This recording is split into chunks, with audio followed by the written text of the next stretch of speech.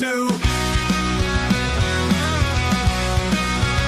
During the heat of the game, it's clear he's a champ when all else disappears. Rally the team with a wink and a cheer. He's the leader that everyone fears. Quickly, it's a real heater. Once my friend, he's a locker room leader. In the chaos, he's the center, turning us into believers.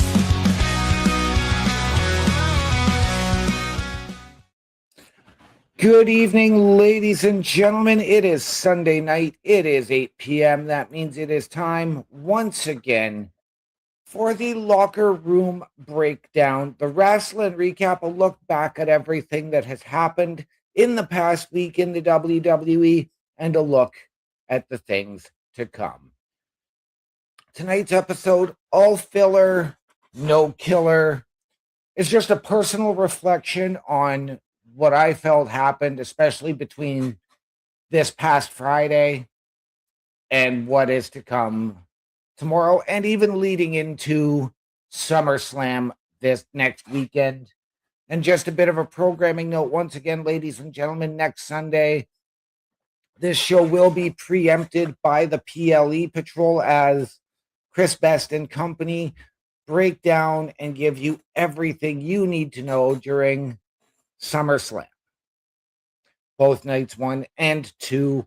I will personally be on vacation, away from the computer, away from town, and away from home. So yes, there will be no Rasslin recap next week. But let's get started, because Raw was clearly the better show, in my opinion, this week, as we dealt with the fallout from Saturday night's main event. Now, we're not used to this, but Monday Night Raw started off with a match. But I have to ask, what is happening with the Vision? Supposed to be this new dominant group, powering through, owning. We know that they've had the injuries that have caught up to them. Braun Breaker went down as he was ready to come back. Bronson Reed went down as we are awaiting his return. Logan Paul has gone down. So we've got Austin Theory and Braun Breaker. No Paul Heyman potentially aligned with them anymore, but they have added Maxine Dupree. But this was a group that should have been taking the main event scene. And here they are, opening up Monday Night Raw in a non-title match, as Austin Theory and Braun Breaker took to the ring to take on VonEvans and Dragon Lee. Ladies and gentlemen, I was not overly thrilled about this match when I first found out about it, but this match stepped up, it delivered, and it really did set the tone for Monday Night Raw. Yes, the baby faces got off to the electric start, as is typical. The heels took over, controlled the flow. The baby faces mounted the comeback. But in the end, it was distraction and interference from both Logan Paul and Maxine Dupree that really cost Dragon and Javon. It was a non-title match, so we didn't have to worry about VonEvans and Dragon Lee coming out as your new tag team champions. And I'm good with that, because we need more true tag teams, not just teams that are thrown together.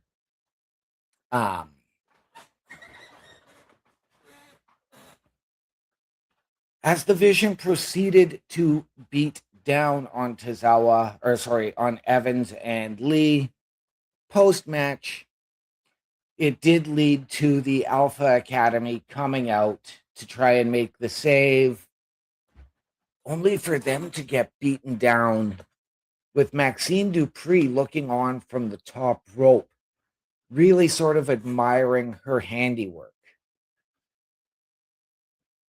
And I know it was referred to last week by our very own Carl Carafel as a Timu version of Liv and Dom with Theory and Maxine.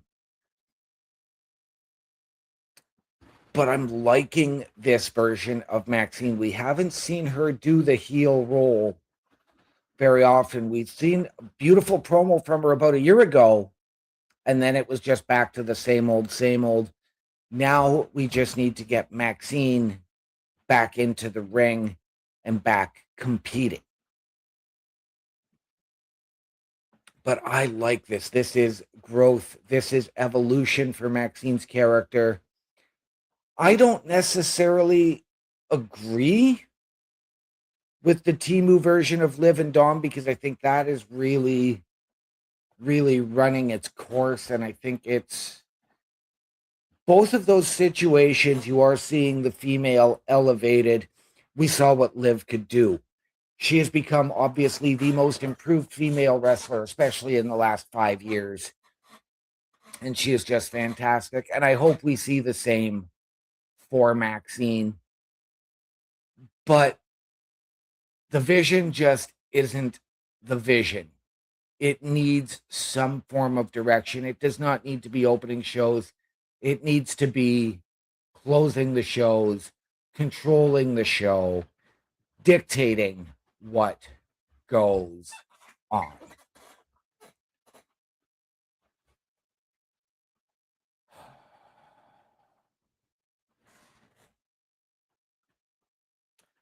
So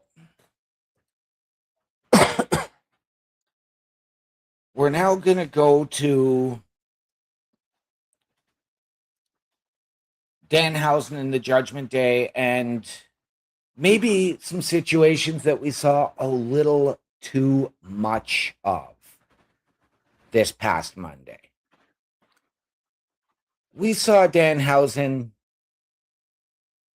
get confronted backstage by the Judgment Day and then go out to the ring because the Judgment Day wanted their money back. As Danhausen would put it, human monies. But what ended up happening was Danhausen went out to the ring, opted to give that money to the WWE Universe, which then led to the Judgment Day coming out and Danhausen escaping. And a Joe Hendry save in this situation.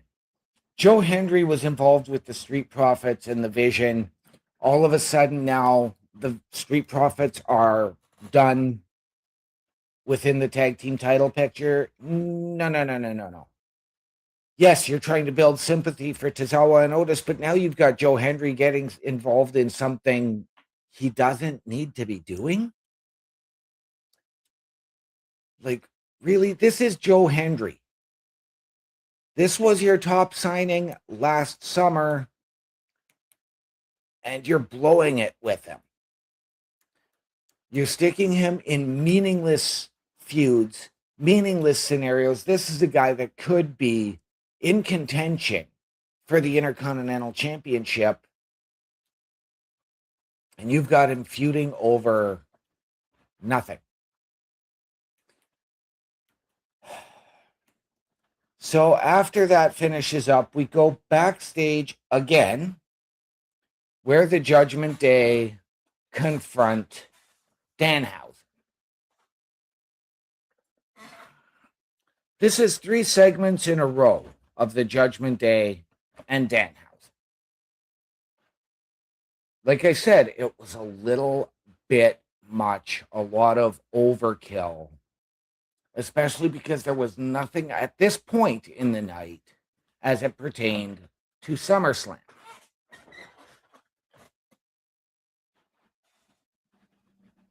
However,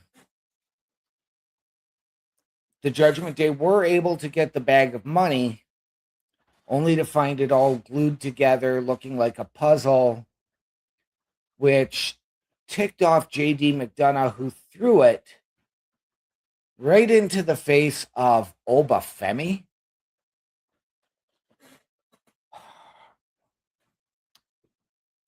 Really? Really, folks? Obafemi, the guy who is getting ready for Hell in a Cell, is now getting stuck in a situation like this. And Oba proceeded to then call out JD McDonough for a match, which we got.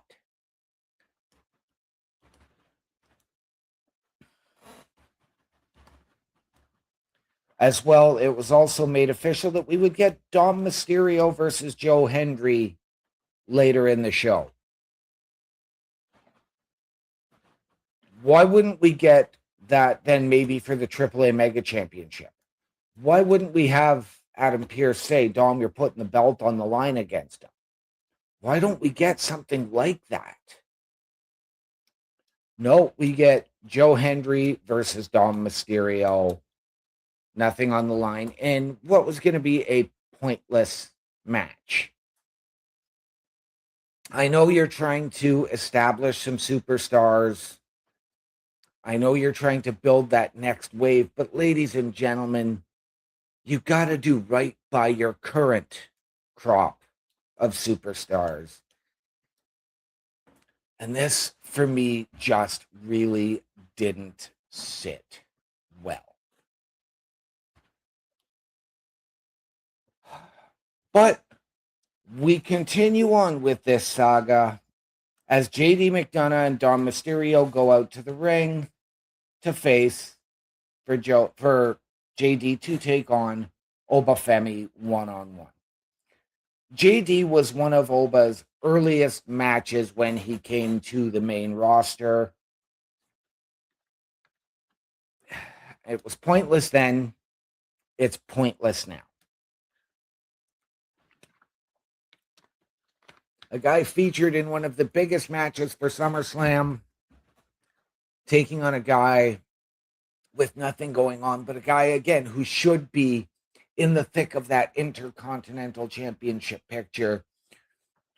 Or let him and Dom team up and challenge for those tag team championships.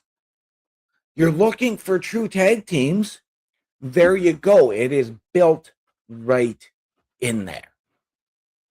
But no, we don't get that at all. And we get Obafemi simply laying waste to JD. Yes, Dom tried to get involved, but it meant absolutely nothing. At this point, you've now taken the Vision and dropped them down the scale.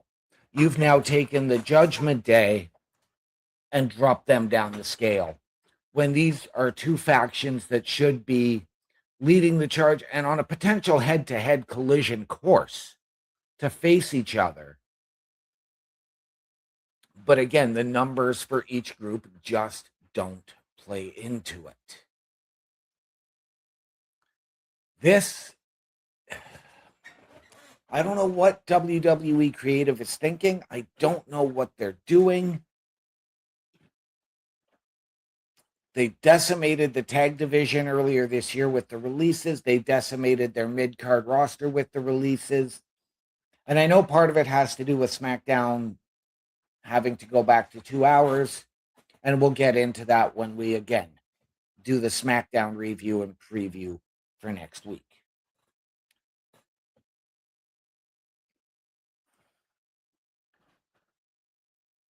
Can we get some intrigue in here? We had Solo Sikoa who came out saying, I don't go here. I don't normally go here. I don't belong on this show. But he asked for Seth Rollins. Very, very interesting, because we have seen throughout time, Seth Rollins told him, look, I'm not going to help you because I'm not going to help a wannabe Roman Reigns. I'm not going to help a wannabe tyrant. I'm not going to help that tyrant. So what are we doing here? Seth asked him as he came out. Are we fighting or are we talking? Well, Solo opted to chat.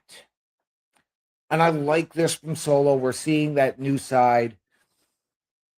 Even when he was leading the MFTs, he was trying to do more of the talking, not so much of the in-ring in terms of leading them.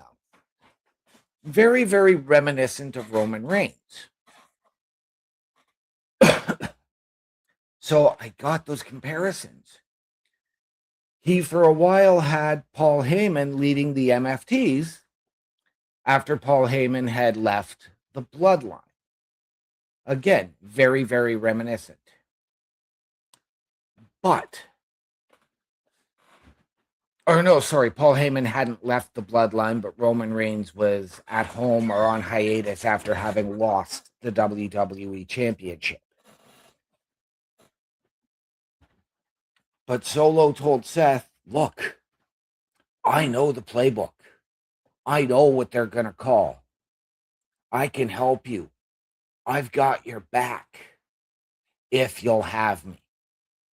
And I know I've got the match out here at SummerSlam with LA Knight and Royce Keys taking on the Bloodline. But we can still have your back. They both get interrupted by Jacob Fatu. Absolutely love it because Fatu, of course, is Bloodline and has to worry about Seth Rollins potentially dethroning Roman Reigns. But he's also got that six-man tag against Solo, LA Knight, and Royce Keys at SummerSlam. Again, Jacob cannot figure out and understand why Solo is doing this, why Solo won't come home and rejoin the family.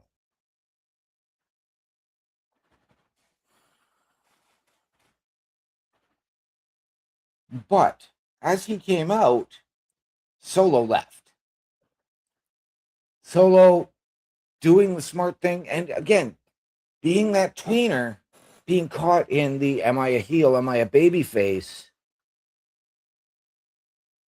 did the heel thing and left the ring so that Jacob couldn't put hands on him ahead of his match later in the night, as Jacob Fatu was going to take on LA Knight. And Jacob did eat a super kick from Seth Rollins as a clear warning shot to Roman Reigns. This did leave Jacob standing in that ring extremely ticked off. And I don't blame him. So what version of Solo do we get at SummerSlam? Is he putting everybody on? Is he going to go back and become that enforcer for Roman Reigns? Is he going to become the guy to team with his brother Jimmy to go after the tag team titles? Does he get Jacob to team with him again and go back to SmackDown to take those tag team titles? A lot of different moving parts. Or do we see Solo remain Solo? Folks, a lot of questions to answer. We're going to give you my answers a little bit later on, because we are going to cover SummerSlam as well here tonight. But again, this goes to the Rollins-Reigns feud. What we saw at Saturday night's main event 2 nights earlier was Roman coming out being the true babyface for this match, and Seth Rollins being the heel when he came out when he had Tyrese Halliburton of the Indiana Pacers show up in New York City, as Roman Reigns was in the ring coronating Jalen Brunson as a king of New York.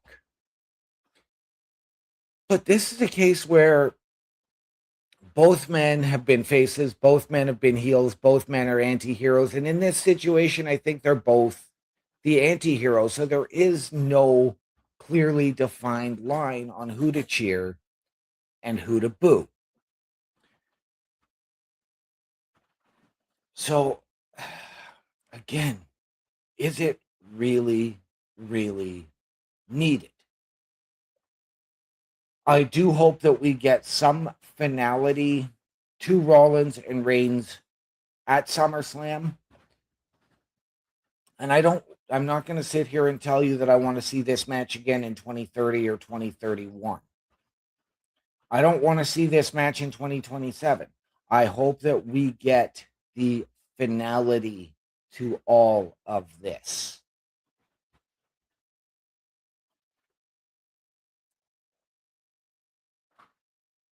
On to another tag team match, pitting SummerSlam opponents as tag team partners, as Chad Gable and Penta took on the team of Ethan Page and Rusev. Again, ladies and gentlemen, we are looking for tag teams to challenge. And I know that we can sit there and say that they threw Page and Rusev together, which a month and a half ago might have been true. These two have gelled extremely well. The chemistry is there. Maybe you need to put them into the tag team championship picture. And again, not have the two baby faces who are going to be taking each other on at SummerSlam teaming up to take on two guys who have both competed for the title fairly recently, especially when there's no Intercontinental Championship implications involved in this match for Ethan Page or Rusev. Depending on what happens at SummerSlam, I wonder if that is where you go. And we will, again, discuss SummerSlam a little bit later on tonight, folks. But again, ladies and gentlemen, this is one where you should have had maybe a little bit of conflict arise between the two competitors for the Intercontinental Championship, either during or after the match. Whether it was a miscommunication, a missed move, something, and have them take the loss. Because right now, Ethan Page and Rusev are on the outside looking in. These are two guys who should be competing at SummerSlam, not awaiting what's going to happen tomorrow night and then what's going to happen the week after. Because, quite frankly, these two should be involved, and we're not getting enough championship representation at SummerSlam on a weekend where I think that every title should be not only showcased, but actually defended.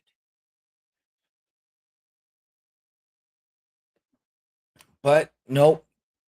Chad Gable and Penta do pick up the victory.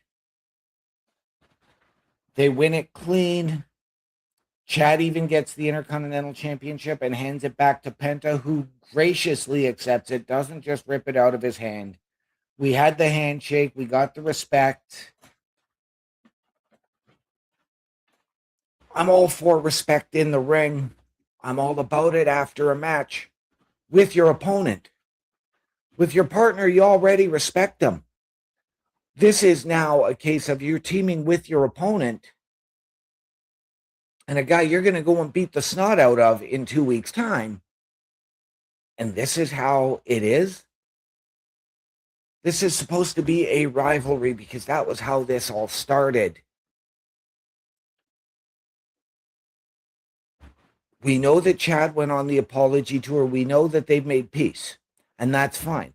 But this all started with Penta and Chad. This now needs, and it's going to end with Penta and Chad. It again depends on who is coming out victorious. But this needs finality. And again, this needs that heel babyface dynamic. So I'm going to suggest this. I do hope that we get Penta Dark at SummerSlam.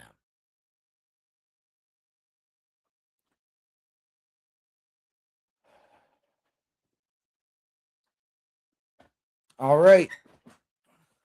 back to the shenanigans and the overkill of Danhausen and the Judgment Day as we move on to Joe Hendry versus Dominic Mysterio. Again, nothing on the line, nothing of any value. This was Joe Hendry getting Dominic Mysterio because he stuck his nose into business that didn't even concern him earlier in the night.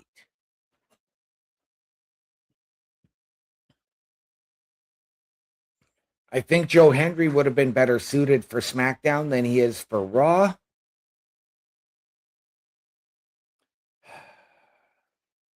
But ladies and gentlemen, again, we're seeing a lot of filler. But before this match came about, it was announced that we would get Danhausen versus Dominic Mysterio at SummerSlam.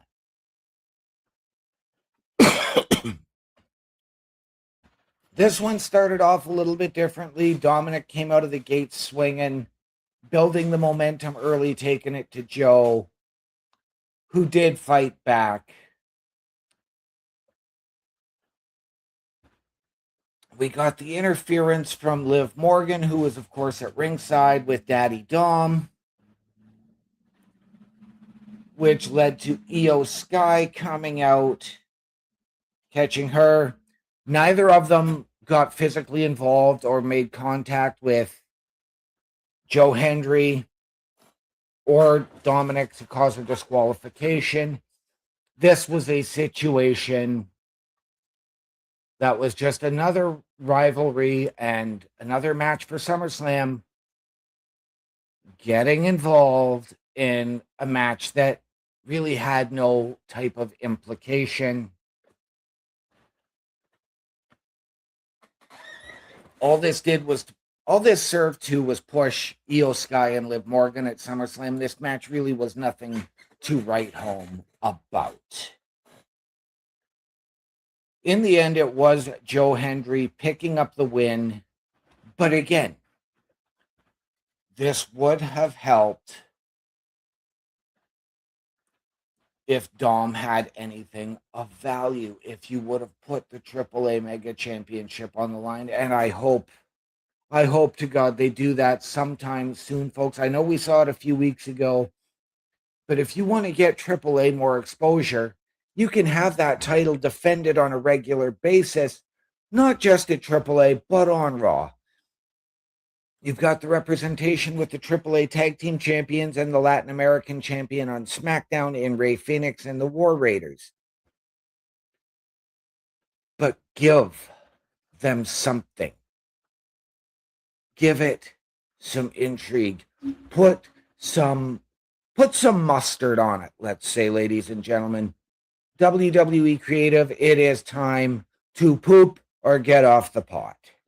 Okay, because right now, you are literally, you're not suspending my disbelief. You are filling airtime and making my brain cells suffer.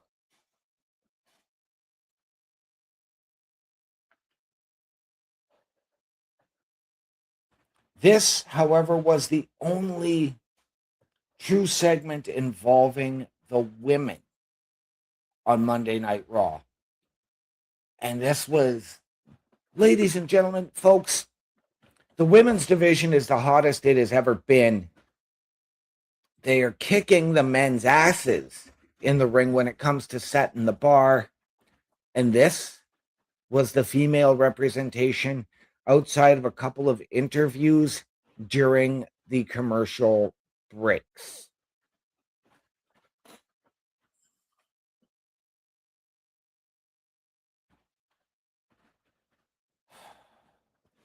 On to the main event. LA Knight and Jacob Fatu. What should have been a monumental main event, maybe broken down to something a little bit more,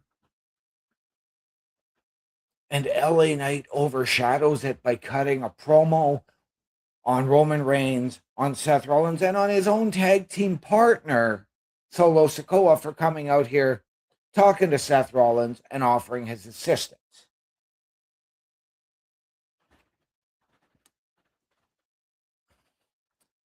This promo dragged on a little too long for me.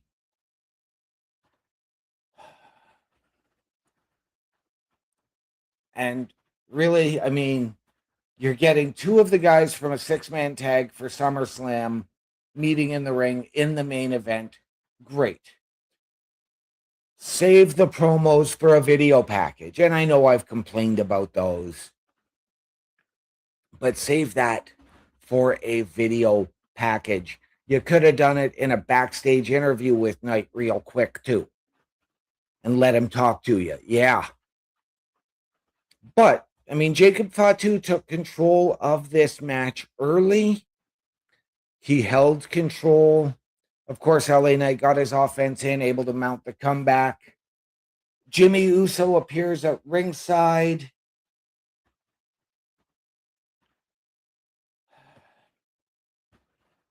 And again, Solo Sikoa showing up. Did we really need this main event match to break down for the six-man tag at SummerSlam? Probably not. Yes, it's going to further sell the story. But honestly, we saw LA Knight in a six-man tag at WrestleMania, and what's he done on a PLE since? He's opening the shows, and quite frankly, for a guy of his caliber who should be, whether at least in a mid-card title, upper mid-card, potentially challenging for the main event,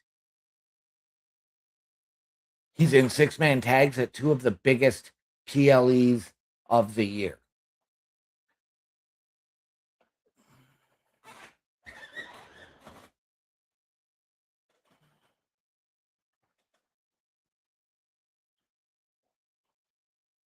Royce Keys also showed up during this match, which brought out Jey Uso. So again, you had this whole thing break down to the 3-on-3, the six men battling each other. There was no passion, nothing to really draw us in. Ladies and gentlemen, a solid show, but not a spectacular show. It was probably a little better watching it live than coming back to review it. But, ladies and gentlemen, that leaves us with what happens tomorrow. In the end, it was Jacob Fatu picking up the win. But this needs to stop. And I know that Roman and Seth is going to be your main event of night 2 at SummerSlam. But why is the six-man tag team match overshadowing that situation?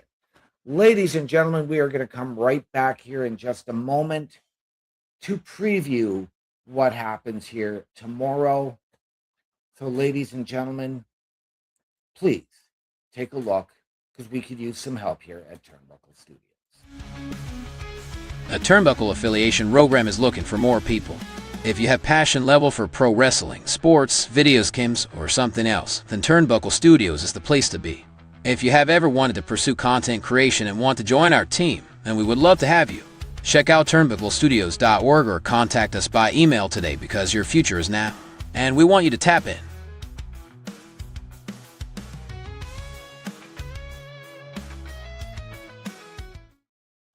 And once again, ladies and gentlemen, turnbucklestudios.org is your home for the Turnbuckle Affiliation Program. If you have ever wanted your break in podcasting, content creation, or to help us behind the scenes, hit that join button, send us your credentials via email. Tell us how you can help us, how we can help you, and we will sit down as a collective and find the right fit. All right, ladies and gentlemen, tomorrow night, Monday Night Raw comes to us from Los Angeles. They went from Detroit to LA and back to Minnesota for SummerSlam. And I am talking about all filler, no killer.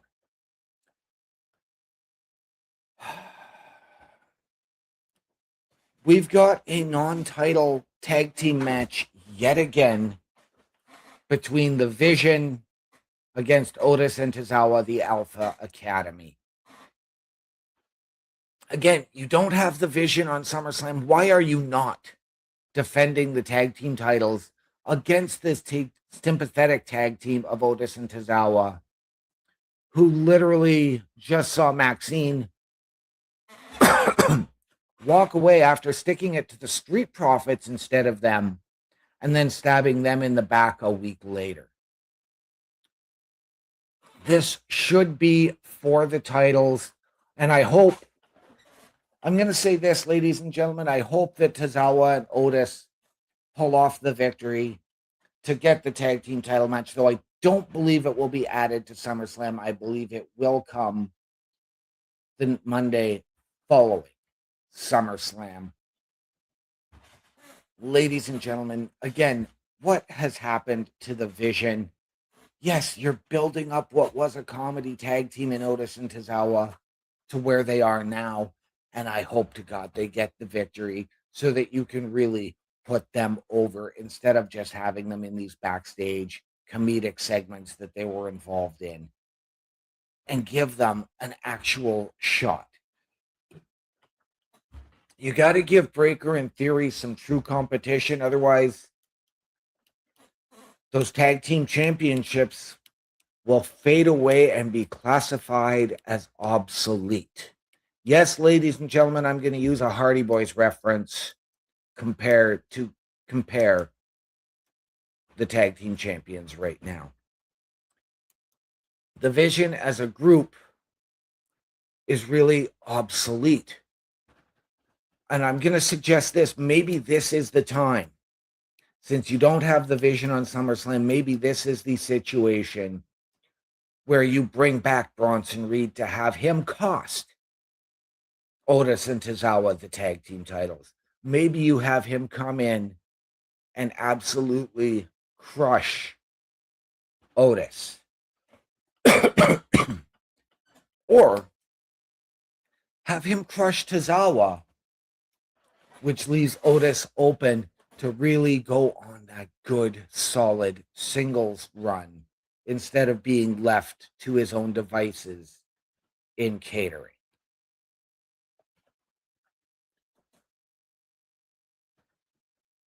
We are also going to again get VonEvans taking on Rusev. Why, ladies and gentlemen? I've said it. This is just a match to fill a spot on the card. All filler, no killer. There's no Intercontinental Championship match implications. Nobody's going to get added to SummerSlam. This is just WWE creative spinning their wheels. They're stuck in the mud with those two. This is not a match I really need nor want to see. Speaking of another match that I don't really need nor want to see, for the exact same reasons as I just mentioned above, again, no Intercontinental Championship match implications, no contention implications. Rey Mysterio will take on Ethan Page.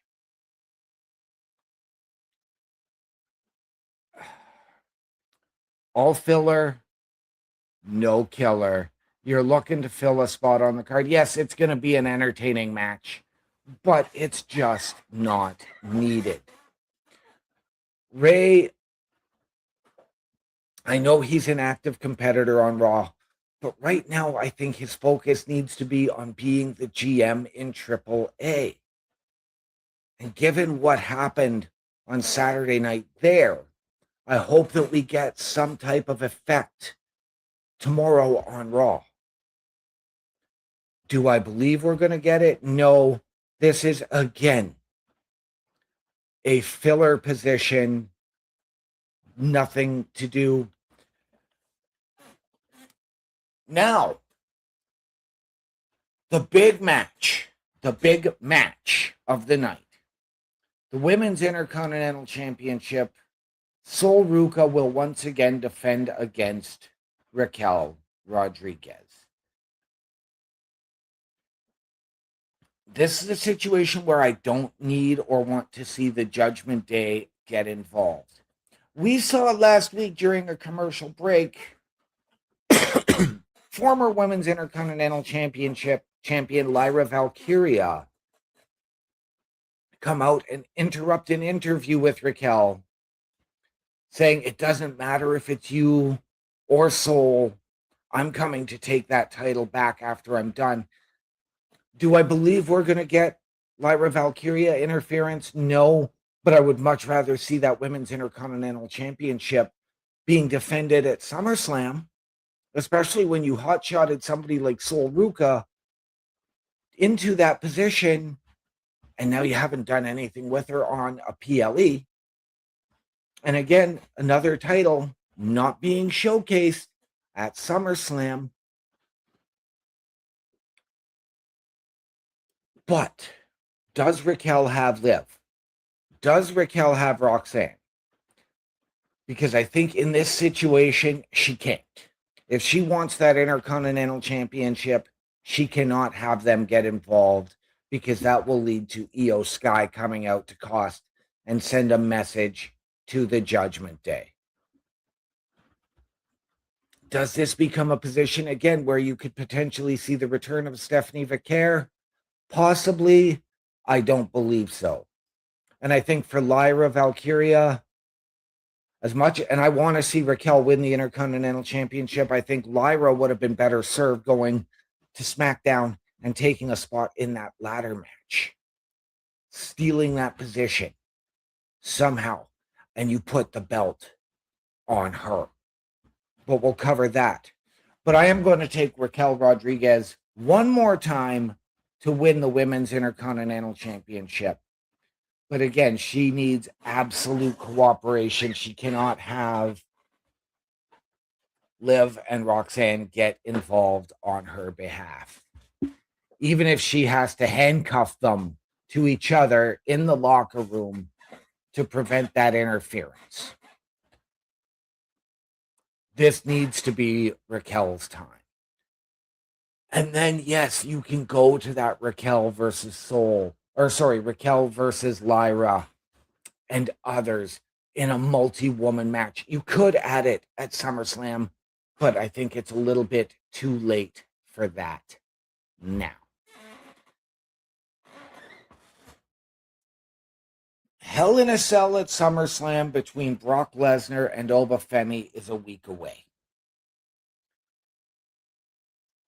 And on Monday, we are going to have a weigh-in.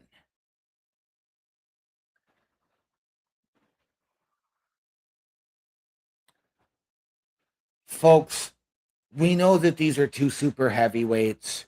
We know that this is going to be absolute carnage inside Hell in a Cell, and perhaps the longest of the three matches they'll have. But a weigh-in? This isn't the UFC, and yes, we know that TKO owns WWE, they own UFC. Are you bringing Dana White in to officiate? That would be fantastic. No, it's going to be moderated by Triple H. We're going to get the stare down.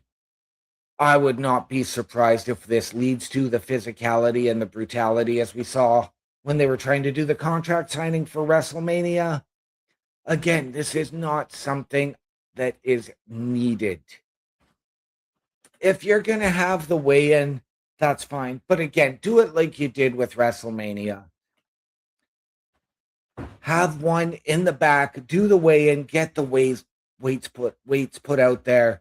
Have the other one go in and do it. We don't need this as a face-to-face, breaking down and potentially one of them injuring the other pre-Hell in a Cell for SummerSlam, because then you just cost yourselves a match. I am intrigued because a weigh-in is not something we see very often. But again, just like a contract signing, this stuff always ends up in the BS of a beatdown. And both guys are going to tear at each other. They're going to get at each other. And I got to be honest, ladies and gentlemen, for this segment, I have to hope that this opens the show. Yes, this has to open the show tomorrow on Raw. Because then you can get it done, get it over with, and actually get on to the meat of the show. And then if you're going to do that, you can bookend it with the other thing of importance for Monday Night Raw. That is the face-to-face between Seth Rollins and Roman Reigns. We know the history. They know the history. They've been promoting the history through video packages and all of that. Seth and Roman have said all they have to say. We've seen the physicality between them already. Again, not something we truly, truly need. Though I do believe we're going to get it. I don't need this to get physical. This needs to be Seth and Roman getting into each other's head. We don't need the rest of the bloodline. We don't need Royce Keys, Solo Sikoa, and LA Knight getting involved in all of this. Again, this is just not needed. This is, again, ladies and gentlemen, all filler, no killer. Ladies and gentlemen, that. Oh, and I'm sorry, again, one other thing that I forgot to mention. We are also going to get a Joe Hendry and Danhausen concert. Yes, that's right. Joe Hausen, Hendryhausen, Dan Hendry, whatever you want to call it, we're getting them in concert tomorrow. And I can only imagine that this is going to lead to a tag team match with the Judgment Day. Again, there is nothing on the line because JD and Joe don't have matches at SummerSlam. Dom and Danhausen is not for the AAA Mega Championship. So, all filler, no killer. That is just how I see Monday Night Raw shaping up tomorrow. But, ladies and gentlemen, speaking of programming, we have something for you here each and every night of the week. Turnbuckle Studios and the Turnbuckle Affiliation Program bring you the week of streams. All times are in Eastern Time. Monday night we are on call as the Raw Patrol is on duty at 8 p.m. Tuesday brings you the flagship show, Turnbuckle Talk, at 8:05 p.m. Wednesday we play games with the PlayStation Showcase at 8 p.m. Thursdays let us power your dreams with the Xbox Showcase at 9 p.m. Friday we invite you to come for a ride with the SmackDown Security Detail at 8 p.m. The weekend brings you Saturday Night Gaming at 8 p.m. On Sunday be sure to catch the Chris Parrish podcast at 12:15 p.m. And later in the day, the Locker Room presents Rasslin Recap Delivers at 7 p.m. Always be aware that weekend shows can vary in times, as the PLE Patrol and other watch party streams are always a must-see. Be part of the shows and join the chat every day and watch all of the latest episodes on turnbucklestudios.org/shows. And please do not forget to drop a like, follow, and to subscribe to all of our channels, and when the time is right, all you have to do is tap in. Once again, ladies and gentlemen, turnbucklestudios.org is your home for the Turnbuckle Affiliation Program, and there is something for you each and every day of the week. And you can check out each of those shows under the shows section, including this one, which will go up in just a little while. And we want you to meet the team behind those shows. Myself, Chris Best, Chris Parrish, Bubba Duke, Logan Thompson, and the Godfather himself, Carl Carafel. Click on our individual links to get our socials and watch our own latest weekly live episodic programming. All of that and more at turnbucklestudios.org. SmackDown.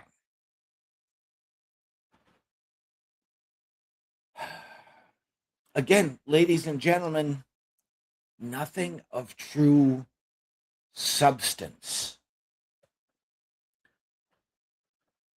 We had the contract signing between Nick Aldis and Gunther right off the bat.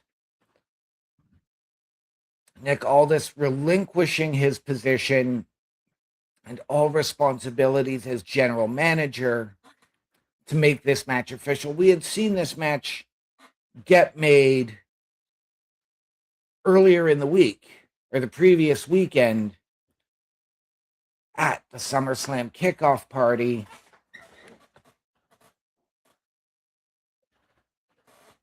And Nick Aldis also said that WWE is not responsible. So I don't know if this is an unsanctioned match. I don't know if this is there's a hold harmless agreement.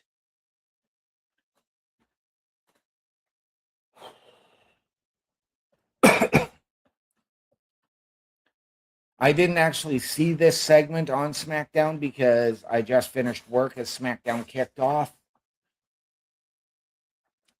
But the clips I have seen, because apparently Gunther also told him that this is going to be the greatest moment of his career, but it's beneath Gunther. It's going to be the greatest moment of Nick Aldis' career.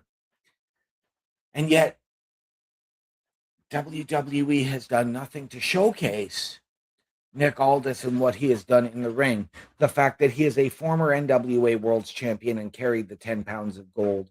The fact that he is a former TNA and Impact Wrestling World Champion. They did mention it.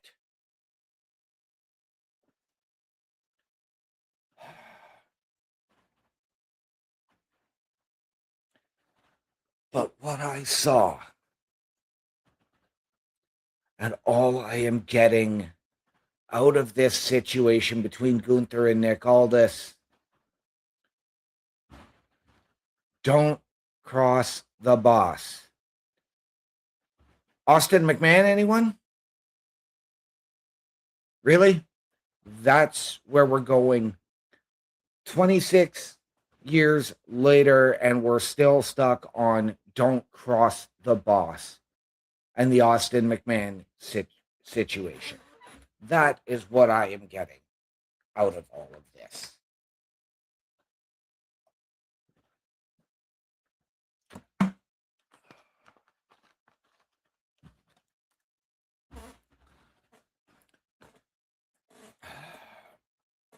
Again, yes, this turned into a fight. Gunther hitting a low blow and putting Nick Aldis through the table.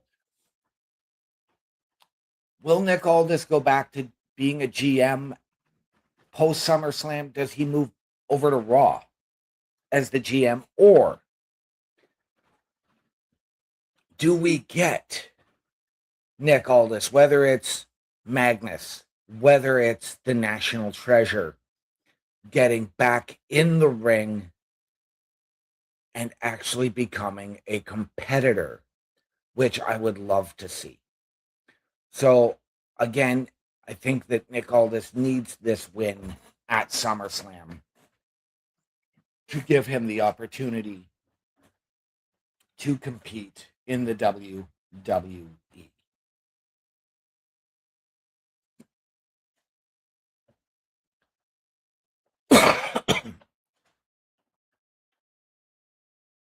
All right, ladies and gentlemen, we had new women's tag team champions crowned at Saturday night's main event in Fatal Influence. On Friday, we got Lainey Reed, one half of your women's tag team champions, taking on one half of the former tag team champions in Brie Bella. Great match. Understood the story behind it. You knew what they were trying to get to, which was hopefully going to be your women's tag team championship rematch at SummerSlam.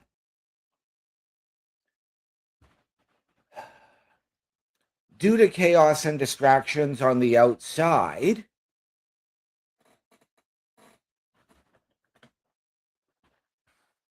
Lainey Reed was in a lot of control. Brie Bella proving why she is the better of the two Bellas when it comes to in-ring. And yes, her husband plays a huge part in that.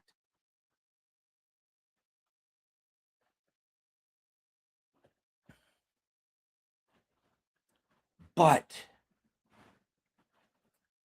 the distractions ended up costing Lainey Reed as Brie Bella picked up the victory and stole the win to get jumped by Fatal Influence, who were putting the beat down on her for the monumental return, ladies and gentlemen, of Nikki Bella, who came out to make the save. Brie's the better wrestler. Nikki far more accomplished on the mic. And guess what? We got a 6-woman tag for SummerSlam. So yes, the women's tag team championships are going to be on the show, but they're not being represented. They're not being defended. This is a huge disservice to those championships and to truly putting Fatal Influence on the map on a marquee PLE. But no, at SummerSlam instead, we are going to get the Bellas teaming with Paige to take on Fatal Influence. Again, we will cover SummerSlam a little bit later on here tonight, folks.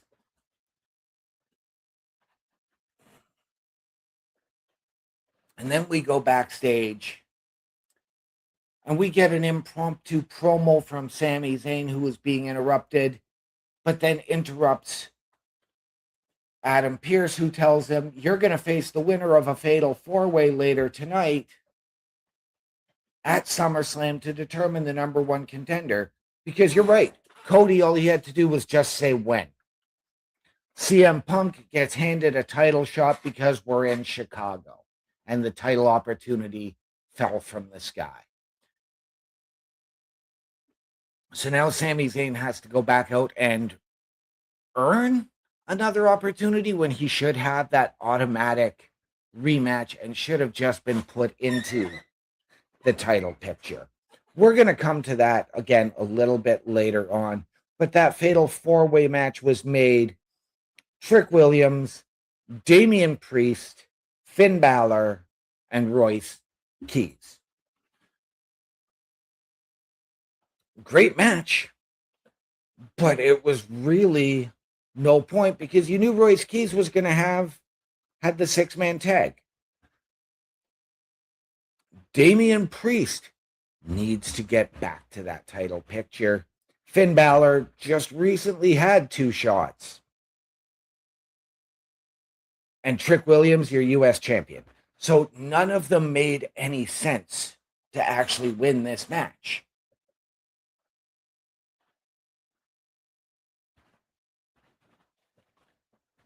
All right, we move to our first women's ladder match qualifier to determine who will become the interim WWE Women's Champion on SmackDown.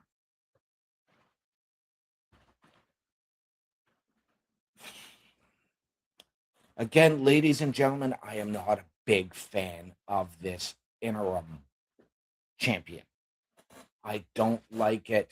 The title should have been vacated given Rhea's injury and her history.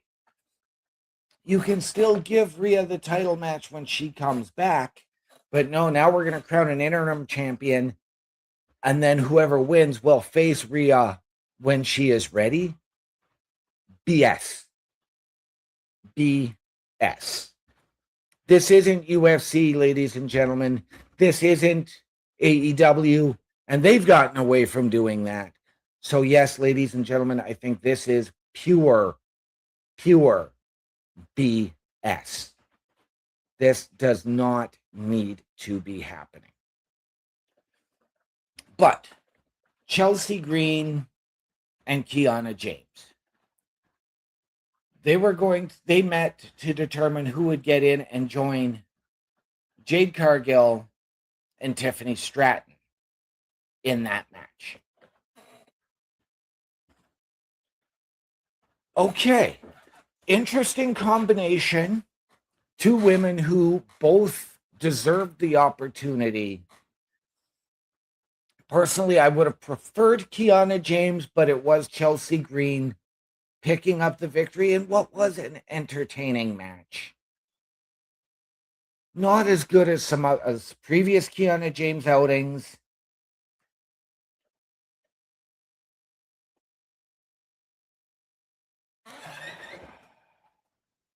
But again, this was a match that didn't even get a commercial break. But again, we know that Chelsea has history in ladder matches. She's the one that got pushed off the ladder when Tiffany Stratton won Money in the Bank a couple of years ago in Toronto. Do we need a repeat of that at SummerSlam in this interim championship ladder match? I don't think so. But are we going to get that repeat moment? Just going the opposite direction. Is it going to be Chelsea Green pushing Tiffany off the ladder through the tables in this position? And especially in her home state.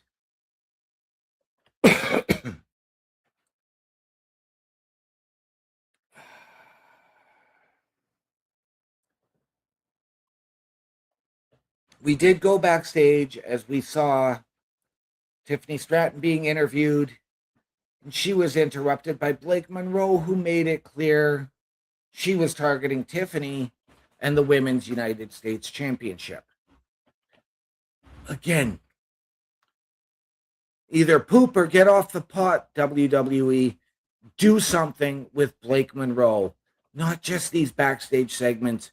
Put her in the ring, not just once a month. Give her some reps. Give her that opportunity to showcase what she can do. But again, ladies and gentlemen, nothing has really stood out here. This was, as the show says, all filler, no killer.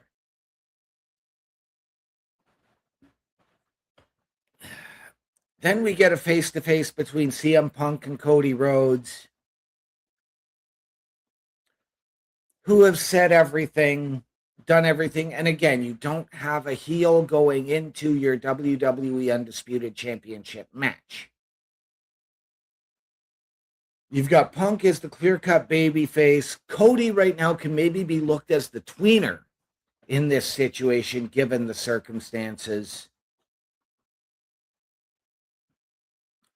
But for him to come out and say, yeah, I love you, I respect you, but I don't like you. Huh? What?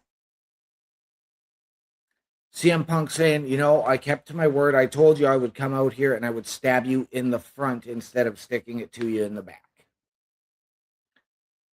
I mean, we've heard it all before from them in other promos leading up to other PLEs.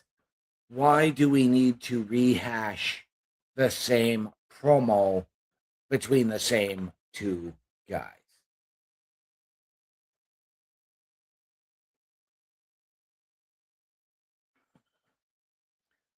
Cody did raise some valid points saying, I listened to your pipe bomb 14 years ago, but I went out and did it, even knowing that all of them, they wished it was you that had gone out and done this. I'm the one that went out and did it. But again, this was just to fill airtime. And ladies and gentlemen, SmackDown has gone back to 2 hours. I could understand filling airtime if it was 3 hours, but the 3 hour shows provided so much more depth. And again, Raw found that happy medium in that 2 hour, 2.5 hour range.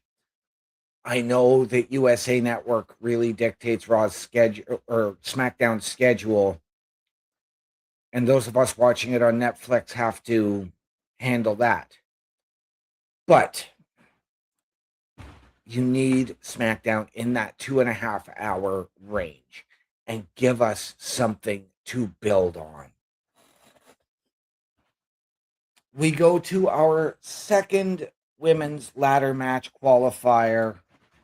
Nia Jax getting another opportunity to qualify for the ladder match at SummerSlam as she took on the woman who got her disqualified the previous week, Charlotte Flair. And guess what happened, ladies and gentlemen? Jade Cargill came down and got Nia Jax disqualified because she jumped on Charlotte Flair.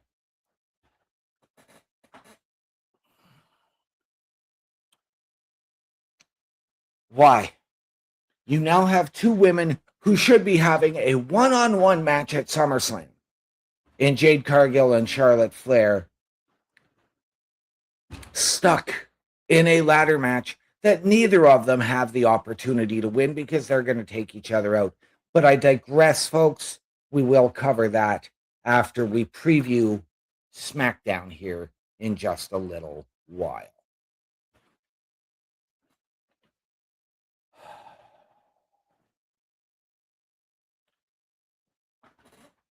On to our main event, and there were a lot of questions to be answered about this.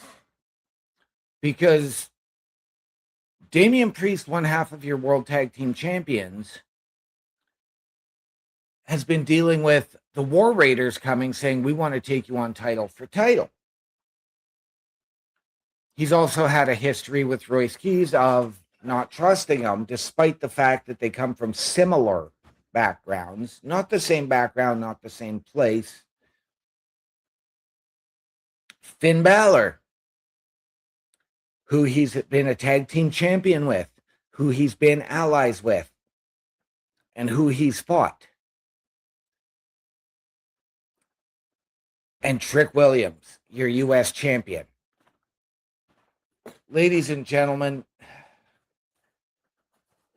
I chose Damian Priest to win this match. The rest of the Turnbuckle Affiliation Program picked Finn Balor to win. I didn't need Finn Balor winning. He's just had two remarkable championship matches prior to moving to SmackDown.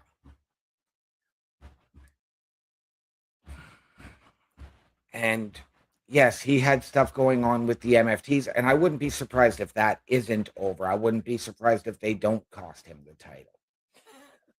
But, I mean, back and forth, great action all around. Everybody got it in. We saw the street fight aspect. We saw Priest work with Finn and then take him out at the same time. This was perhaps the match of the night, though it didn't make sense for any of them to actually be there. It was Finn Balor who picked up the victory and will now face Sami Zayn at SummerSlam. We also did get Solo Sikoa showing up in this match to help Royce Keys. And the Usos did show up as well, as did LA Knight. So again, the six-man tag may seem to be the hottest storyline going in to SummerSlam. But it's not needed to take over every match any of these guys are in. Ladies and gentlemen, one more time around the block. and we'll be right back with the SmackDown preview. But ladies and gentlemen, please check out our shop. The Turnbuckle Studios store is open for you 24 hours a day, 7 days a week. Get the merch and represent the best from the shows you watch on a weekly basis. Multiple styles to choose from with over 10 products available. Don't get left out and pick up all your favorites today. Find us at turnbucklestudios.org. Once again, ladies and gentlemen, turnbucklestudios.org is your home for the Turnbuckle Affiliation Program, and we encourage you to check out our shop.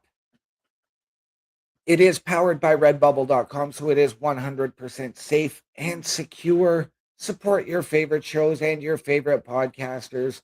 Wear what we wear. All of the proceeds come back into our studios to bring you a better experience. And when you make that purchase, tag us on the socials.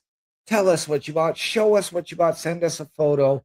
We'll give you a shout out here live on air during one or more of our weekly programs. All of that and more, turnbucklestudios.org. Bobby Petito coming in here saying good evening. And I very much appreciate the fact that you liked the video on YouTube. Thank you so much. That means the absolute world to not only myself, but to all of us here at Turnbuckle Studios and the Turnbuckle Affiliation Program. We don't have a whole lot to announce and preview for this coming Friday. We do have our fifth and final women's elimination, and we appreciate you being in the chat. The women's ladder match qualifier, as Lash legend Nia Jax's tag team partner, who is probably going to have issues if she's the one to qualify, with Jade Cargill and Charlotte Flair, taking on Julia, who we haven't seen in a while. And maybe this is the situation you need for Julia. Put her in this match.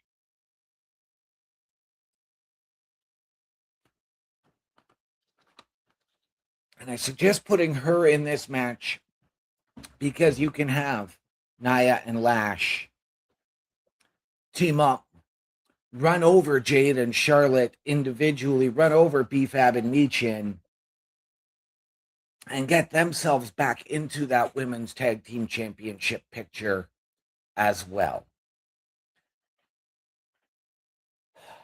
But again, ladies and gentlemen, this is a match that I don't really need.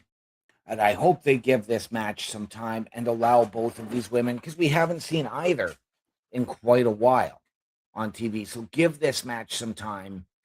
Let it play out. Let it tell the story it absolutely needs to. And I mentioned it earlier during the four-way.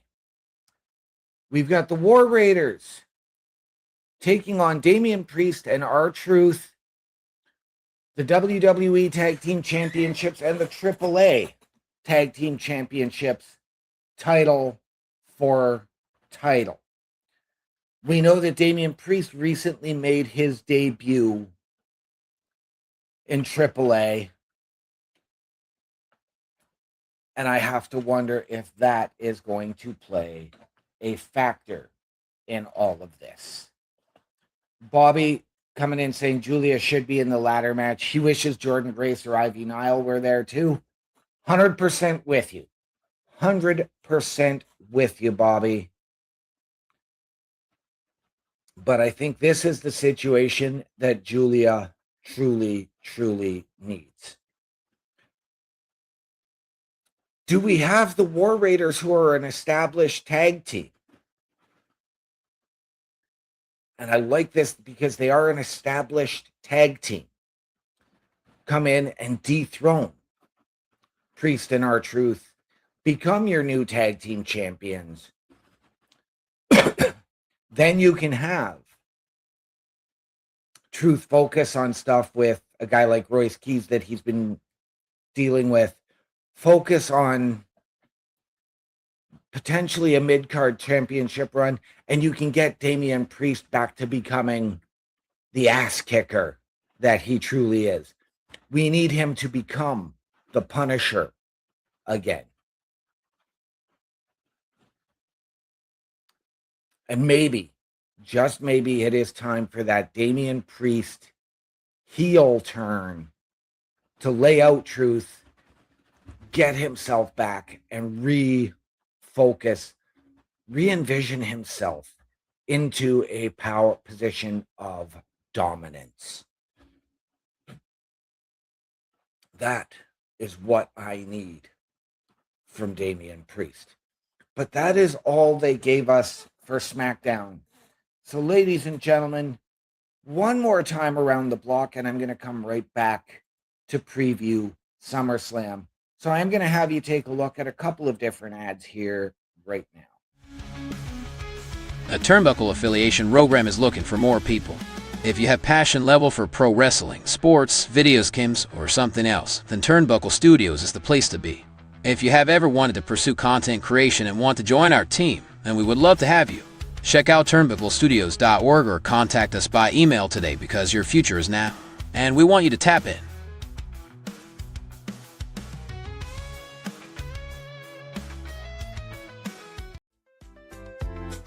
The Turnbuckle Studios store is open for you 24 hours a day, 7 days a week. Get the merch and represent the best from the shows you watch on a weekly basis. Multiple styles to choose from with over 10 products available. Don't get left out and pick up all your favorites today. Find us at turnbucklestudios.org. And once again, ladies and gentlemen, turnbucklestudios.org is your home for the Turnbuckle Affiliation Program. All the information on how to join us is there. So if you have ever wanted to become a podcaster, create content, then email us. Tell us how you can help us. And of course, support us. Go to our shop and wear what we wear. We will shout you out live on air when you make a purchase.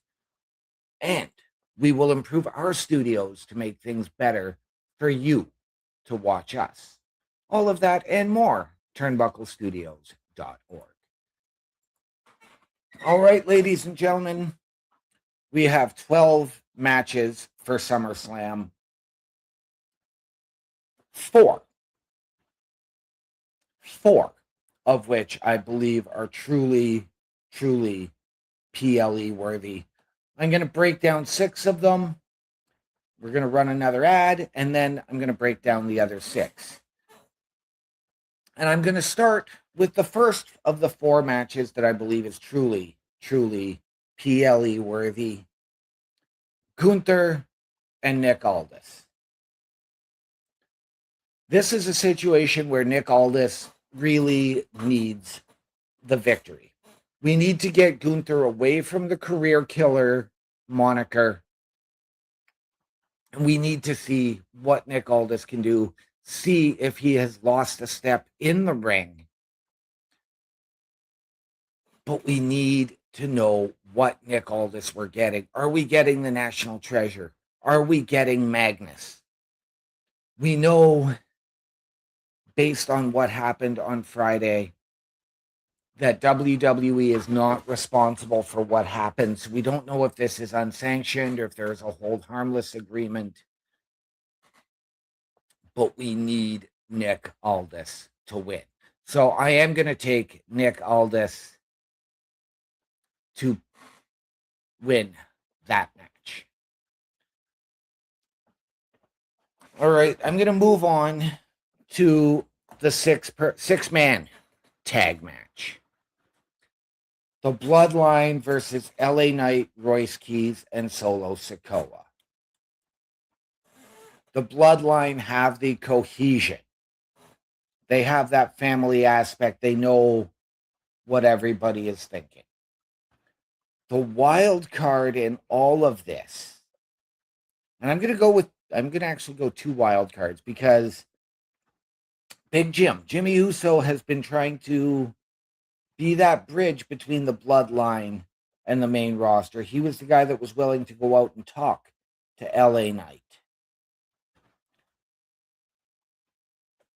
So he is the wild card on the Bloodline side. Then you've got LA Knight, Royce Keys, who, yes, he competed in the Royal Rumble, but this is Royce's true PLE debut. And then the wild card, Solo Sikoa. Does he turn on his family?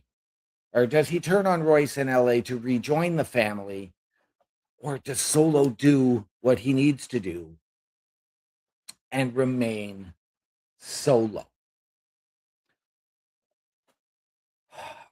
Give me LA Knight, Royce Keys, and Solo Sikoa to go home with this match. This really could set everything in motion for your World Heavyweight Championship match, which I will cover in just a little while. But I'm going to go to a match that really is more worthy of Raw, SmackDown, or pre-show. That's right, ladies and gentlemen, a pre-show match. Because again, nothing on the line. Danhausen and Dirty Dom. Is Danhausen going to have Joe Hendry there to watch his back? We know Dom will likely have JD McDonough. Is this a situation where Dom and JD get back their human monies from Danhausen, even if they eat the loss via countout to escape with the money? Or is this a situation where, is this just that comedy match? Is this that comedy spot that you need? Is this that fourth match of the night where people get up to get themselves a snack and go to the bathroom? Personally, I think in this situation, even given how over he is, Dom needs the victory. And I do think that the AAA Mega Championship should be on the line in this match, though it's not. I think that that is something that could add some extra intrigue. Especially because then, given what happened this past weekend on AAA, when Dom turned on El Grande Americano, after saying, "I'll watch your back," you could actually have Grande show up to cause a distraction, cause chaos for Dom, for JD, and maybe allow Danhausen to pick up the win. But that is really, for me, that is, again, an all-filler match, no killer behind it. Penta and Chad Gable for the Intercontinental Championship.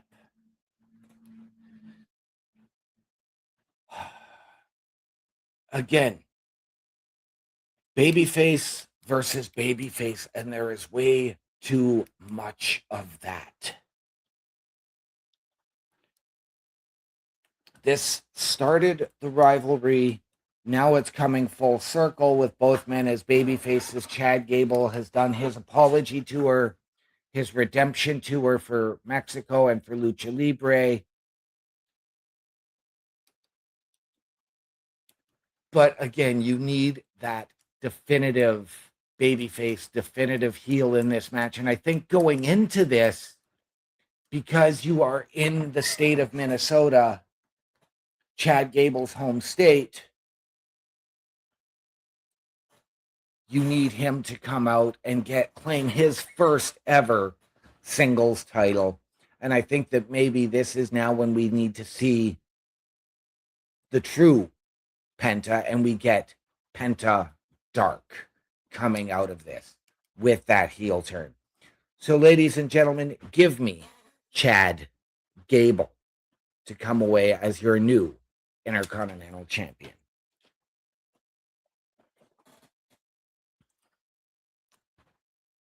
Sami Zayn and Finn Balor, the number one contender for the undisputed WWE Championship.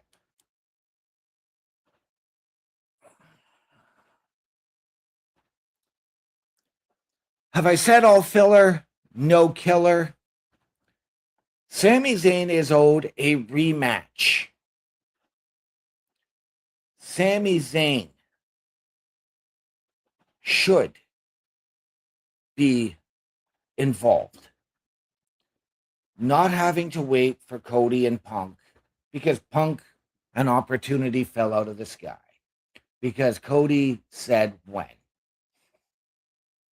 Sami Zayn right now is a footnote in the history of the undisputed WWE Championship. And I said the match on SmackDown really made no sense for any of them to win. There was no right winner. There was no right person to lose.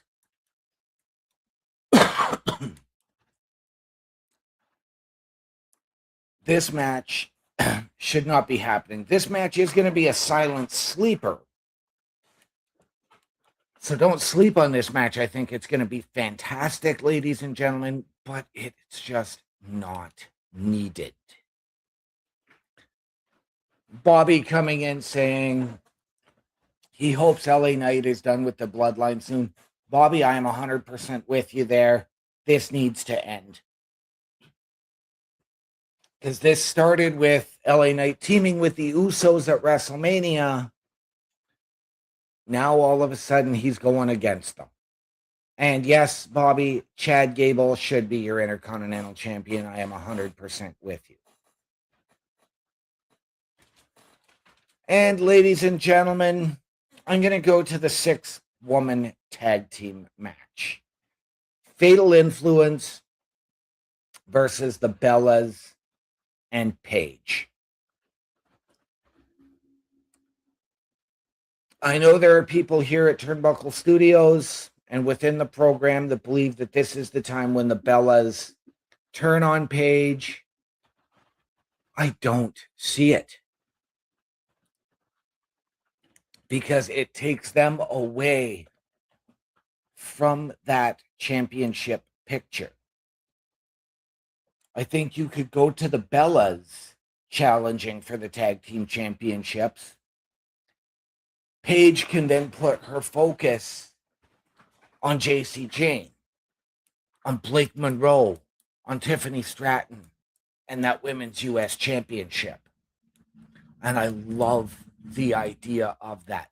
That is new burgeoning rivalries for Tiffany Stratton. Puts some relevance on that U.S. title when you have a woman with the career and the history that Paige does in this business. You can put a shine on Blake Monroe challenging her fellow countrywoman for a contender spot. Again, you can build Paige and JC Jane. And I love that. It gives them both something to do. Yes, it's a continuation of this story, but I love this idea. You could, the other thing you could do, and I would love to see this, I would love to see it, but not for the reason you think. You have it done so that Paige gets taken out and the Bellas need a new tag team partner. And somebody I've said that needed to be involved in the build and something for SummerSlam. But now you can debut or bring back AJ Lee as that surprise partner. That would do what it needs to do for me. So I've got 1, 2. All right, ladies and gentlemen, that is the first 6 matches for SummerSlam. Yes, Bobby, thank you. Bobby also coming in and saying Paige should go after a single mid-card championship. 1000% she should. Or, yes, you could have the Bellas turn and have Paige introduce AJ as her new tag team partner to challenge the Bellas. I'd be good with that as well. Ladies and gentlemen, in just a moment, I will come back to preview the other half of SummerSlam.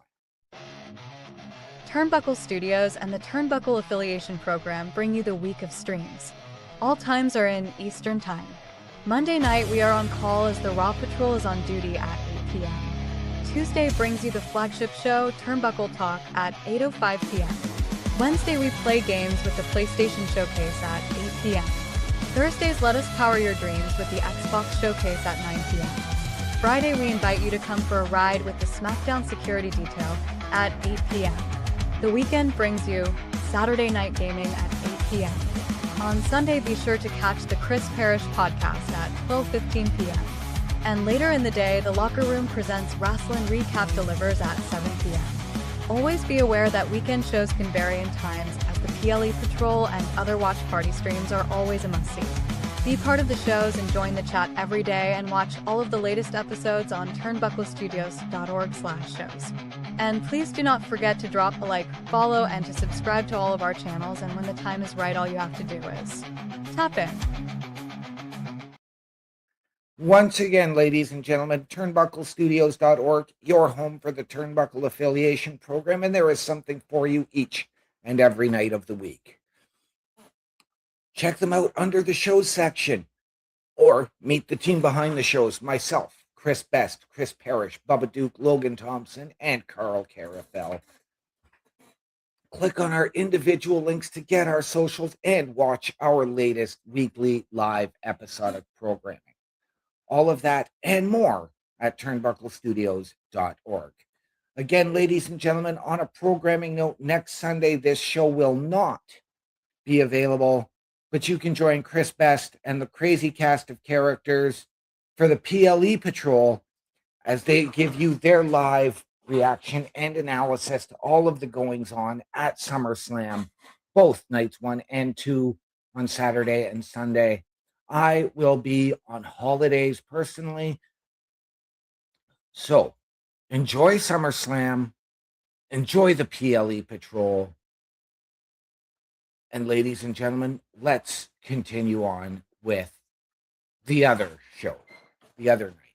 So I covered in that a lot of the matches that I don't believe should be, or that really aren't PLE quality, in my opinion. Now we are going to go to the interim women's championship ladder match, which right now has Tiffany Stratton, Chelsea Green, Jade Cargill, and Charlotte Flair. And we will find out the final competitor this coming Friday when Julia takes on Lash Legend. Again, I believe that this could be where Julia really steps up. I think Julia belongs in that ladder match. I think that Lash and Nia need to take care of business with Charlotte and Jade. Charlotte and Jade are going to take each other out. We know that Chelsea and Tiffany have had a history against each other as well, recently seeming to form an alliance and potentially become contenders for the tag team championships. But I have to wonder if this is all a ruse for Chelsea to get that spot again that she took from Tiffany, only role reversal. Give me Julia in the ladder match to come out as your new interim women's WWE champion and take on Rhea Ripley when she comes back. And that is a fresh feud for both of those women as well. And I love that idea. I would also love to see Lyra Valkyria sneak in and steal that spot, but we know that that's just not going to happen. So give me Julia. Liv Morgan and Io Sky.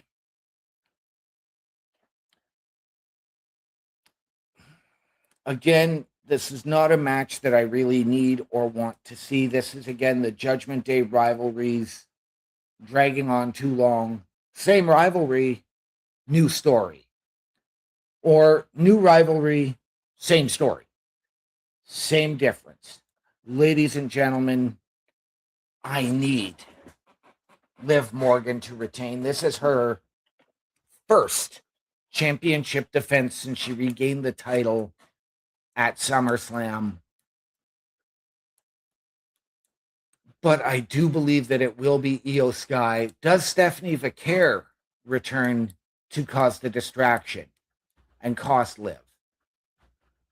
Or does she come out costing Io Sky the title because she wants the championship for herself and she wants her rematch? We haven't seen Stephanie Vaquer since WrestleMania.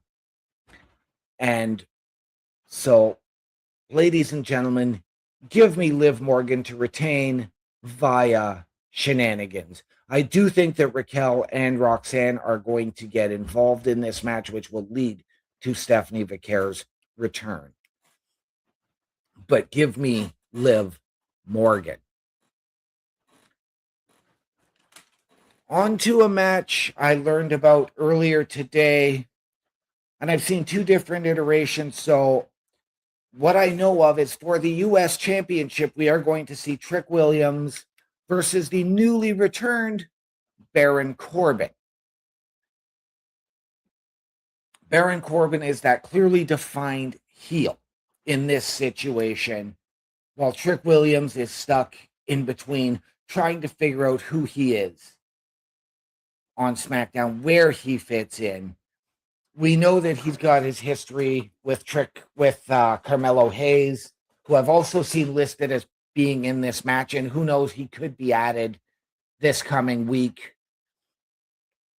But, ladies and gentlemen, since we don't know who or what Trick Williams is, give me Baron Corbin off of a distraction from Carmelo Hayes, unless it is Melo getting added to the match. But you can still put me down for Baron Corbin as your new United States champion. Hell in a Cell. Brock Lesnar, Obafemi, in the state of Minnesota, where Brock Lesnar is from. This match, chaos, anarchy, hopefully the longest match we see between the three of them, and I hope it's not just a series of F5s and falls from grace. Is this where Brock hangs it up back home in his hometown? In his home state, does he hang it up? Or does Brock Lesnar defeat Obafemi and send him to the back of the line? We know that Oba, as the king of the ring, does have a world title match against a champion of his choice. But I'm not a big fan of hot-shotting him, so I like the idea that this match is coming. Ladies and gentlemen, give me Oba to win inside Hell in a Cell. I do have a feeling that this should main event one of the two nights, though it won't. Give me Oba to win. Give me Brock Lesnar retiring in Minnesota.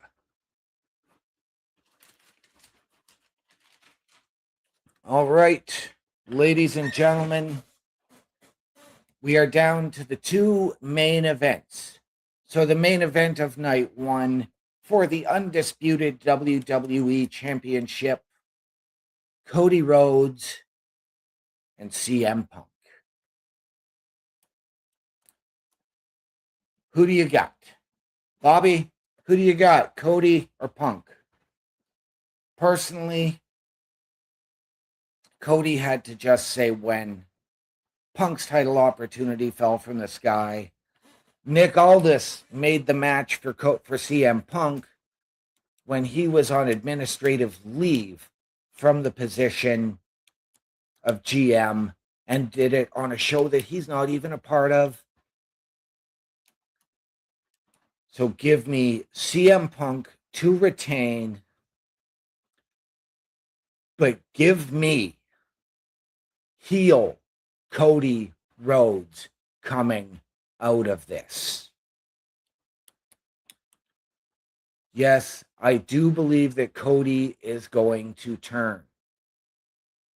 And I think you're going to get the same thing that we got from John Cena. Cody's going to shake his hand, hug him, and kick him in the nuts.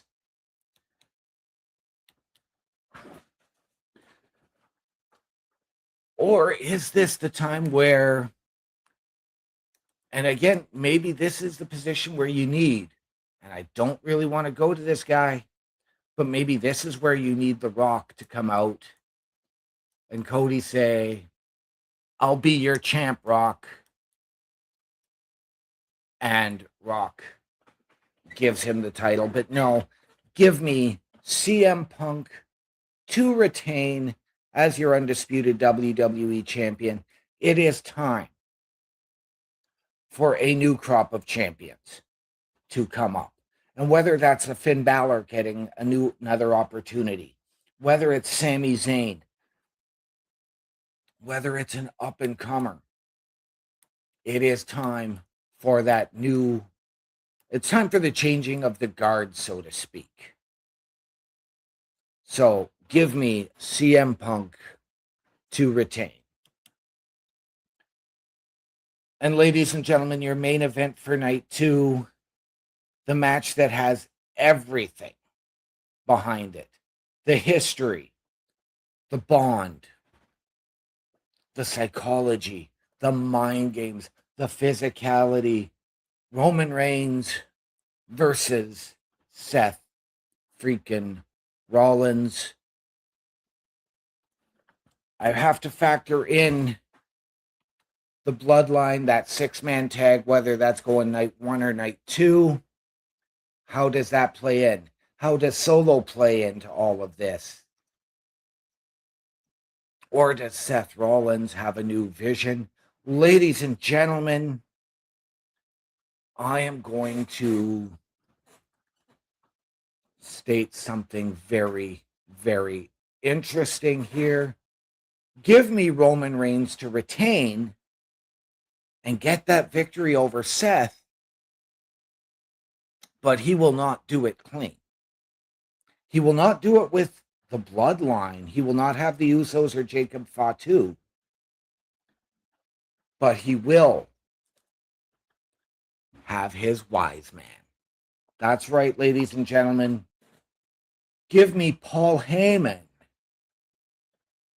and potentially, I'm going to say this, Bronson Reed to come in and cost Seth Rollins.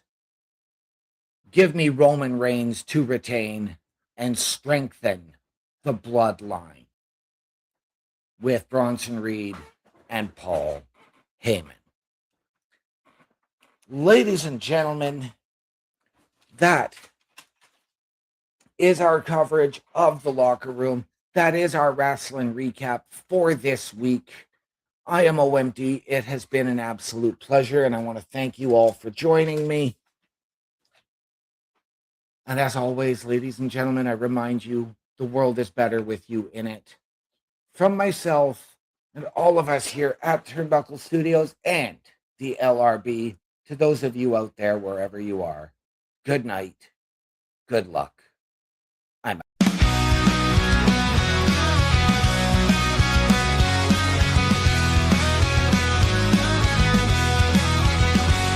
In the locker room, a guy you'll find loves bad hockey, teams can't deny. His best friend is just a hand so true, loyal until his friend goes number 2. During the heat of the game, it's clear he's a champ when all else disappears. Rally the team with a wink and a cheer.